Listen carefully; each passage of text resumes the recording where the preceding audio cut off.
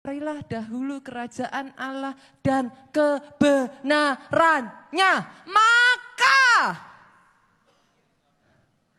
bonus. Kan cuma tambah-tambahan sudah. Perkara tambah-tambahnya saudara jadi konglomeratnya Indonesia, kenapa enggak? Yang mengerti katakan amin. Yang mengerti katakan amin. Perkara tambah-tambahannya saudara jadi yang terbaik di bidang saudara, mengapa enggak? Tapi itu enggak pernah jadi tujuan utamamu. Tujuan kita, kalau saudara ditanya bisnismu apa? Bisnis memindahkan gelap ke terang. Oh itu bisnis kita saudaraku. Perkara dalam menjalankan bisnis itu, oh bonusnya banyak. Kata Alkitab, 100 kali lipat.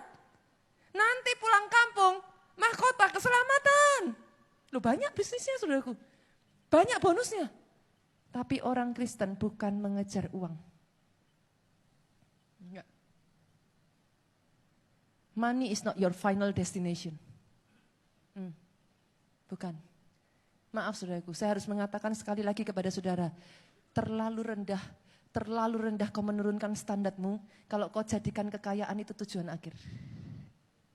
Karena di Alkitab yang saya tahu itu efek samping, itu bonus tambahan. Jadi setiap dari kita di tempat ini, bisnis kita dipanggil untuk apa saudara? Jadi displaynya kebesaran Tuhan. Asik kan? Asik. Kenapa gak asik? Kalau jadi display itu di stok terus kok saudaraku. Loh yang dari mana yang mengerjakan? Nah yang punya dagangan saudaraku. Yang mengerti katakan amin. Maafkan sekali lagi bahasa saya ya saudaraku ya. Saya menggunakan semua bahasa ini just for you to understand. Karena dia akan mensuplai segala kebesarannya, dia akan mensuplai segala mujizatnya selama diri saudara terbukti bisa dipakai menjalankan tujuannya. Oh saya kasih tambahan lagi saudaraku.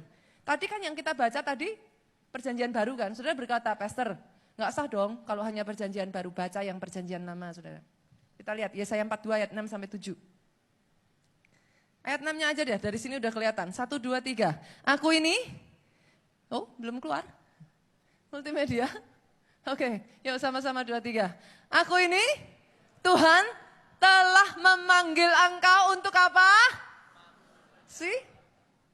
Jelas kan saudaraku? Jadi saudara ini dipanggil, jadi displaynya Tuhan, supaya yang tadinya masih gelap, itu jadi pindah ke terang. Saudara nggak bisa bilang sama Tuhan, itu bukan tanggung jawabku. Nggak ada ceritanya, itu tanggung jawabmu.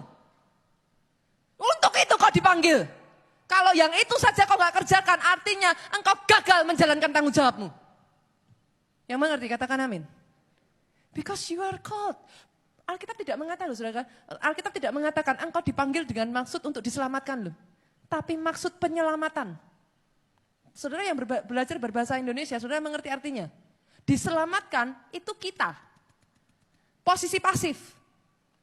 Diselamatkan, orang saya diselamatkan ya sudah, titik. Kalau memang itu tujuannya, saudara dipanggil hanya selamat, titik. Ini bunyinya lain, saudara. Tapi penyelamatan itu saudara aktif mengerjakan. Artinya enggak cukup diselamatkan Pak, Bu. Artinya diselamatkan untuk menyelamatkan.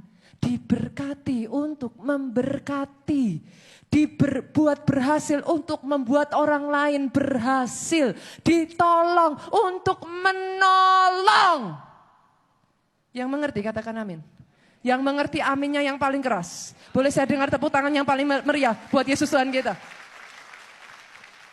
Do not be ignorant. Do not be ignorant. Saya kadang sedih saudaraku, jujur. Jujur saya sedih. Kenapa saya sedih saudara? Alkitab berkata seperti ini saudaraku. Kalau yang seharusnya terang itu gelap, maka gelaplah seluruh dunia ini. So sad ya. Engkau ini terang saudaraku. Tapi kalau yang namanya terang masih terus meributi kehidupannya sendiri. Berputar-putar dengan masalahnya sendiri. Gak ada bedanya. Orang di luar dunia merasa nggak ada pengharapan, anak Tuhan sama-sama nggak ada pengharapan. Alkitab mencatat saudara betapa gelapnya kegelapan dunia itu. Itu sebabnya Alkitab berkata saudaraku, yang berasal dari atas, di atas segala-galanya. Kenapa dicatat dia berbahasa dengan bahasa atas? Dia bukan berbahasa-bahasa bumi, dia tidak milik bumi. Wake up, bangun, bangkit orang Kristen. Saudara harus sadar itu tanggung jawabmu, itu tugasmu. Untuk itu engkau dipanggil. Do not forget. Karena terang itu bukan untuk disembunyikan, gak ada. Saudara taruh terang itu di bawah gantang, kata firman Tuhan. Disembunyikan di bawah, gak ada. Terang itu harus tampak di atas. Supaya apa? Yang dalam kegelapan mencari terangmu. Display saudaraku, sekali lagi display. Saudara ini displaynya Tuhan. So be one. Pastor, kalau seperti itu apa yang saya harus lakukan? Yang pertama, dedicate yourself. Dedikasi. Dedikasi. Dedikasi itu apa? Saya bacakan ya saudara, ini bahasanya berat saudara. Saudara tahu, khotbah hari ini itu 10 lembar loh saudaraku. Gereja kita tuh luar biasa. Kalau saya belajar seperti ini ya saudara, saya belajarnya 10 lembar saudaraku. Oke, yang pertama dedikasi. Dedikasi itu bahasa kamusnya apa? Kita lihat yuk. Kamus Besar Bahasa Indonesia. Apa itu dedikasi?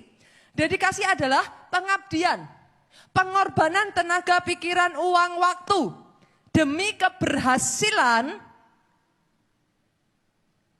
suatu usaha atau tujuan mulia. Itu dedikasi.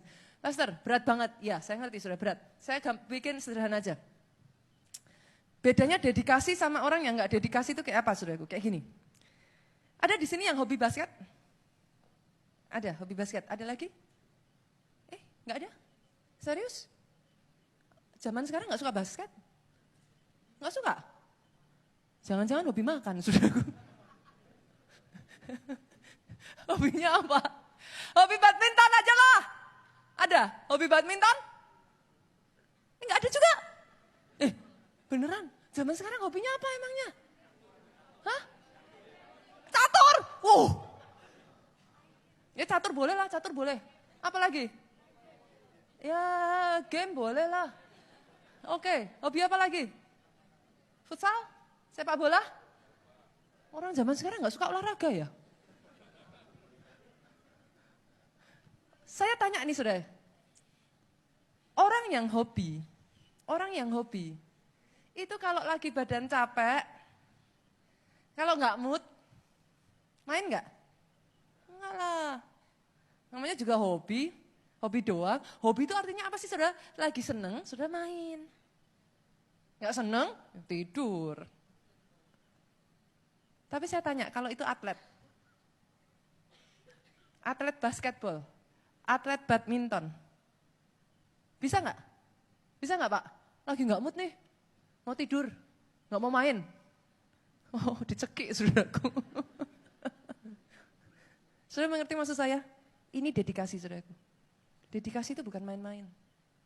Dedikasi itu bukan mood, nggak mood, suka, nggak suka. Dedikasi itu saudara dengan segala kekuatan yang saudara punyai, menggunakan semua sumber daya yang ada dalam diri saudara untuk memastikan harus sukses. Harus tercapai. Harus berhasil. Itu dedikasi. Jadi dengar baik saudaraku. Pertanyaan saya masih sama sederhana. Kalau yang ingin saudara lihat dalam hidupku, bukan hanya 1 kali mujizat, bukan hanya 2 kali mujizat, bukan hanya 3 kali mujizat. Sampai orang lihat saudara, orang geleng-geleng kepala dan berkata, aku mau hidup kayak kamu. Kok rasanya hidup itu enak ya? Mau jatuh, udah hampir di pinggir jurang, Tuhan tolong. Kan enak sudah, ya kan? Udah mau rasanya, udah teriak, Tuhan tolong. Ada aja pokoknya mujizatnya, ada aja favornya. Yang lain ketemu yang A, B, C, D, E ditolak, jatuh di saudara diterima, kan gitu. Nyenengin kan? Yang lain semuanya no, nggak bisa, pintu tertutup. Sampai di saudara, bukan cuma pintu terbuka aja pakai dipersilahkan masuk. Saudara. Yang mengerti katakan amin. Tapi untuk saudara melihat semua ini terjadi dalam hidupmu, dedicate yourself. Dedicate to the cause. Ingat baik-baik saudaraku, kalau engkau bekerja, tujuanmu bukan jadi kaya. Ini sesuatu yang sangat, makanya dari awal saudaraku, saya mengajak saudara untuk melihat. You have to see the origin. Kalau saudara tidak bisa melihat originnya, saudara akan terus berpikir, aku sukses ya karena kerja kerasku. Aku bisa karena aku memang pintar. Then your priority will change. Selama saudara bisa melihat the origin, ada di atas sana. Dia punya tujuan. Hanya ketika saudara dedicate yourself pada tujuannya. Lihat saudara lihat, saudara bahkan gak perlu minta. Saudara gak perlu minta. Itu semua sumber daya disuplai saudara. Loh benar. Saya tanya bisnismen di tempat ini.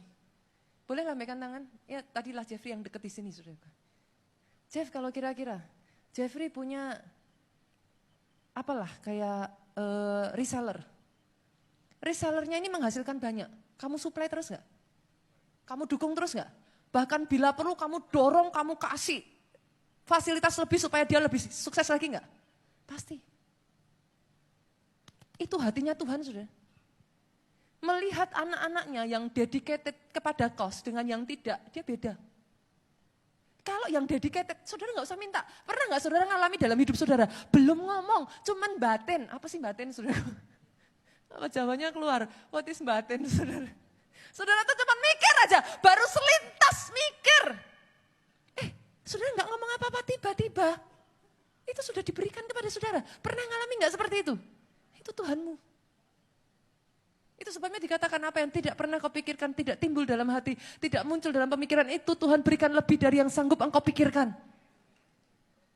Selama dia menjumpai dalam hidup saudara, saudara itu committed terhadap kosnya Tuhan, mati-matian. Oh dia mati-matian saudara terhadap saudara. Bila perlu ada yang mau menyentuh saudara aja, dia akan pastikan tidak ada yang bisa mencelakakan saudara. Enggak mungkin saudara. Saya tanya Jeffrey, kalau kira-kira jenis yang seperti ini, reseller yang seperti ini, kamu protect nggak dia? Kamu calling nggak? Kamu pastiin nggak? Kamu bangun hubungan lebih nggak? Pasti. Tuhan juga sama saudaraku. Orang yang komit dengan yang tidak dedicate, beda. Jadi yang pertama pastikan, jangan cuma cari Tuhan itu satu kali mujizat, jangan. Salah besar. Banyak orang Kristen datang ke gereja cari satu kali mujizat. Ya sudah, saudara hanya terima sekali, habis itu bye-bye. Sudah diberkati, lupa Tuhan lagi. Kan? Itu kan konyol sekali kan saudaraku? Dari mana sih asalnya berkat itu? Halo? Saya kadang kalau melihat orang Kristen yang seperti ini, bagi saya sangat konyol saudaraku. So foolish, maafkan saya saudaraku. Benar, saya ngerasa sangat konyol. Kenapa? Saudara cuma maunya satu kali mujizat, ya sudah. Tapi kalau yang saudara mau display, supply sepanjang hidup, gak bisa caranya begitu saudaraku. Saudara harus terikat komitmen, saudara harus terikat covenant, perjanjian harus dibuat. Dan bicara perjanjian, ikuti term kondisinya dia. Gak bisa seenak hatinya saudara, aku maunya gini kok. Aku gak suka yang begitu kok. Gak bisa saudaraku, gak bisa. Dia yang punya hak, kita ikutin kondisinya dia. Tapi perhatikan baik-baik, Alkitab mengatakan sekali kau mengikuti, kau dedicate yourself, ujilah aku kata firman Tuhan. Apakah aku tidak akan membuka tingkap langit atas hidupmu? Mencurahkan sampai berkelimpahan dalam kehidupanmu. Ujilah aku, bahkan kau tidak perlu meminta. Itu sudah bagian dari paket perjanjian yang saudara tanda tangani. Dan yang kedua saudara, saya akan tutup dengan ini, pemain musik boleh maju ke depan. Yang kedua, berani saudara, berani. Kadang orang itu berpikir ya saudaraku, apa sih saudara? Orang berani itu di dalam pikiran saudara itu seperti apa saudara?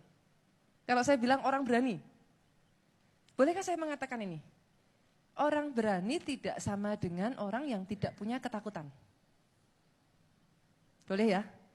Orang berani hanya orang yang bisa mengalahkan ketakutannya. Yang mengerti katakan amin. Menginjil itu enggak sesusah yang saudara pikirkan loh. Pastor, tapi kan nanti kalau ditolak, aduh nanti kalau begini gimana pastor? Aduh kalau nanti saya dipermalukan gimana pastor? Boro-boro saudara aku enggak usah jauh-jauh. Beberapa waktu yang lalu, saudaraku, saya punya pengalaman yang cukup unik. Saya duduk bareng, saudara, dengan beberapa tim Kids Impact, saudaraku. Dan kita sedang membahas, karena sekarang ini temanya di Kids Impact, menjadi Kids Impact yang menginjil. Nah ngomong-ngomong, saudara, jangan kalah. Anak-anak kecil-kecil itu, saudaraku, di Kids Impact mereka itu membawa teman loh. Mereka itu memenangkan jiwa loh. Tapi bedanya, ketika mereka bawa teman, mereka suka cita kakak, saya bawa teman. Hadiahnya mana? Kita kasih stiker, kita kasih apalah, saudara. Ya, saudara tahulah Kids Impact. Coba senggol kiri kanan, kita kan bukan Kids Impact. Amin. Amin, saudaraku. Amin. Tapi mereka itu bersuka cita lagi ngobrol tentang membawa jiwa ini, saudaraku. Kakak-kakak ini, aduh pastor, kayaknya kita tuh baru menyadari ya, kok menginjil tuh terasa berat ya. Kayak sudah karatan, saudaraku, mesinnya. Udah lama nggak pernah dipakai, harus dikasih oli lagi, saudaraku. Terus punya ngobrol, saudaraku, akhirnya minggu depan berikutnya saya katakan minggu depan datang dengan ide-ide, saudara. Ketika sampai di titik itu, saudaraku, ternyata mereka baru menyadari, ternyata menginjil tidak sesusah yang dipikirkan. Ada satu kakak, saudaraku, yang dia lakukan tuh nggak susah-susah, saudara. Dia tuh cuma apa sih, saudara? Setiap pergi ke tempat kerja, dia itu bawa materi, dia kakak guru, jadi dia ngajar di Kids Impact, saudara. Dia bawa materi yang mau diajarkan di Kids Impact. Setelah itu di Kids Impact, saudara tahu ada prakarya kan? Apa sih prakarya? Apa sih, bikin alat peraga kan, saudaraku, di Kids Impact tuh sukanya begitu. Nah dia bawa itu semua ke tempat kerja. Jam istirahat siang, pada makan, saudaraku, kan ngobrol-ngobrol tuh. Dia sambil ngobrol, dia sambil gunting-gunting, dia sambil ngomong, di gereja aku tuh kemarin ya, aku tuh dikasih ini tema ya materinya. Karena kebetulan dia di sekolah, saudara, dia kerja di sebuah sekolah. Jadi sesama guru kan. Temanya itu kita tuh disuruh ngajarin ke anak-anak tentang pengurapan. Terus ngomong apa ya? Anak-anak kok tentang pengurapan? Dia nggak peduli itu mau temennya ngerti pengurapan apa enggak, dia nggak peduli, saudaraku.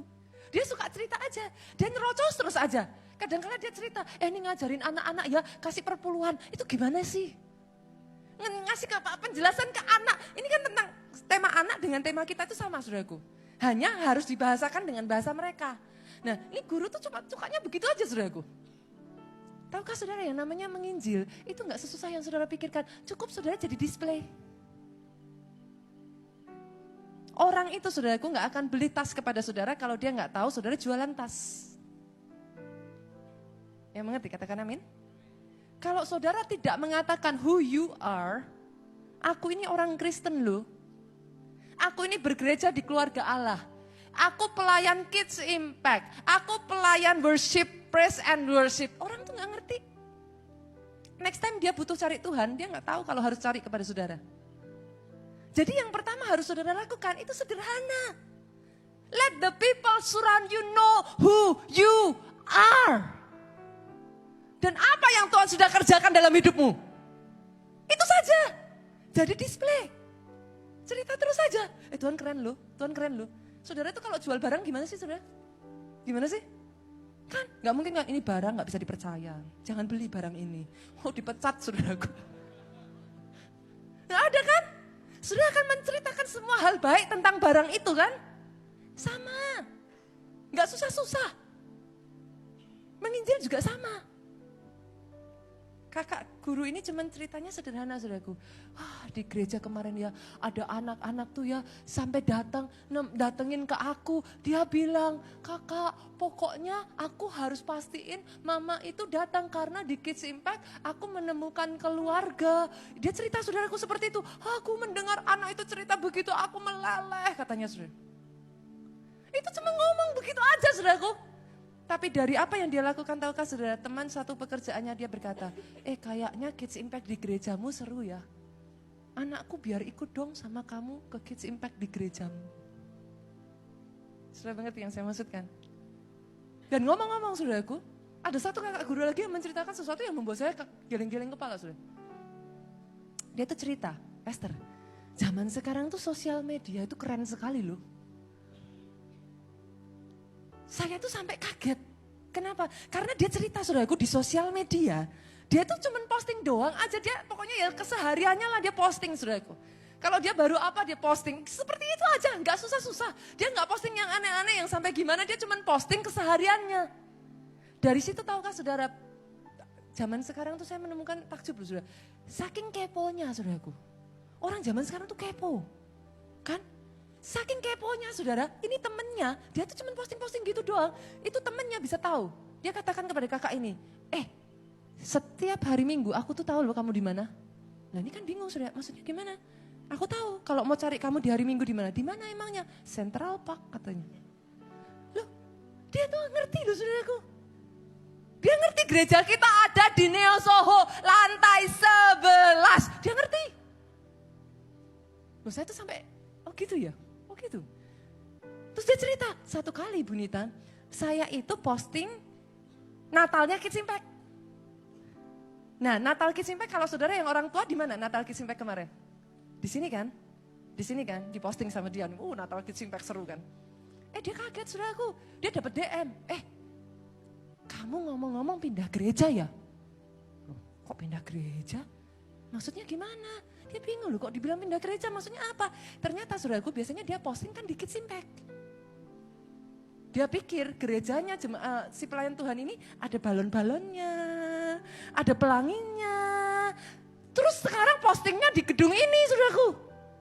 Dia tanya, kamu pindah gereja ya? Saudara bisa mengerti cerita saya ini saudaraku? Sebegitu keponya orang zaman sekarang itu saudara. Sampai diperhatiin loh background gereja saudara itu mana. Itu bahkan bagi saudara-saudara foto doang ya. Itu orang saking keponya dia bisa berbesar. Dia berbesar. Saya tuh heran saudara. Saya tuh kadang sampai bilang loh saudaraku. Memangnya gak ada kerjaan lain gitu saudaraku. Tapi ya ini zaman yang saudara tidak pernah jumpai di zaman dulu.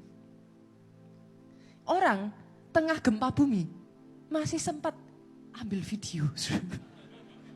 Itu kapan tuh saudara? Saya tuh saudara pernah gak sih zaman Palu kemarin ada apa namanya? Gempa apa segala macam parah seperti itu. Saudara pernah keluar videonya kan saudaraku? Yang sampai tanahnya bergelombang seperti ini. Saudara mikir gak itu diambilnya gimana itu? Loh itu terjadi di depan mata loh saudara. Kalau saya sudah lari saudara. Itu orang gak lari. Dia video. Saya tuh sampai, ya Tuhan. Zaman sekarang itu, saudaraku dengar baik. Pertanyaan saya, kau pakai sosial mediamu untuk apa? Galau, bikin status, serang-serangan status. Itu kan infotainment sekarang kan saudara lagi heboh kan? Ya, masalah pribadi jadi konsumsi publik kan? Nah, akhirnya apa yang terjadi? Enggak pada tempatnya. Pribadi ya pribadi aja, enggak usah dibawa ke publik. Ada hal-hal yang bukan konsumsi publik, saudaraku. Pertanyaan saya, coba senggol kiri kanan. Kali ini senggol kiri kanan tanya, sosmedmu isinya apa? Isinya apa? Ayo! Loh, kan asik loh saudara. Kalau sosmednya itu ya, saudara lagi di atas sini saudaraku. Makanya coba senggol kiri kanan lagi, pelayanan. Kalau nggak pelayanan, saudara itu paling posenya apa sih? Di belakang tiang, gini saudara. Nggak pelayanan, itu kelihatan nggak ada pelayanannya, pose belakang tiang saudaraku. Kan? Apa serunya? Kalau saudara pelayanan beda dong, coba lihat Bualing dong. Lihat sosmednya dong saudaraku. Lagi gini saudaraku. Tuh kan, beda. Coba senggol kiri kanan lagi. Pelayanan bro. Pelayanan. Kan seru. Saudara posenya lagi salaman nih, Asyir nih. Lagi salaman minta tetangga sebelah fotoin. Hah? Seru, saudaraku seru. Coba yang saudara pasang masuk sosmedmu apa? Ceritakan kepada mereka di luar sana. Berani saudaraku, tunjukkan siapa identitasmu. I am a Christian. Aku ini anak Tuhan Yesus. Ceritakan mujizat-mujizat Tuhan kerjakan dalam hidupmu di sosial mediamu. Ceritakan dahsyatnya Tuhanmu di sosial mediamu. Kadang menginjil tidak sesulit yang saudara pikirkan. Bangkit berdiri jemaat Tuhan, datang di hadapan Tuhan. Katakan, aku melangkah jalani hidup ini bersama dengan waktu yang terus melaju. Tanyakan ini saudaraku. Untuk apakah aku ada di sini Tuhan, kalau bukan untuk melayani-Mu. Saya berdoa ini yang jadi kerinduan hati saudara, dengar baik. Inilah aku di hadapan-Mu Tuhan, bersama dengan segala yang ku miliki. Dia gak butuh kehebatanmu saudaraku. Dia gak butuh kau sampai luar biasa seperti apa. Tuhan, 5 roti dan 2 ikan. Dia terima saudaraku. Segenggam tepung dan sedikit minyak dalam buli-buli. Dia terima saudaraku. Angkat tanganmu, katakan. bangkitkan aku, bangkitkan aku, Bangkitkan kami Tuhan. jadikan aku hamba-Mu yang setia. Bangkitkan aku, bangkitkan aku, The mighty man of valor. aku hamba-Mu yang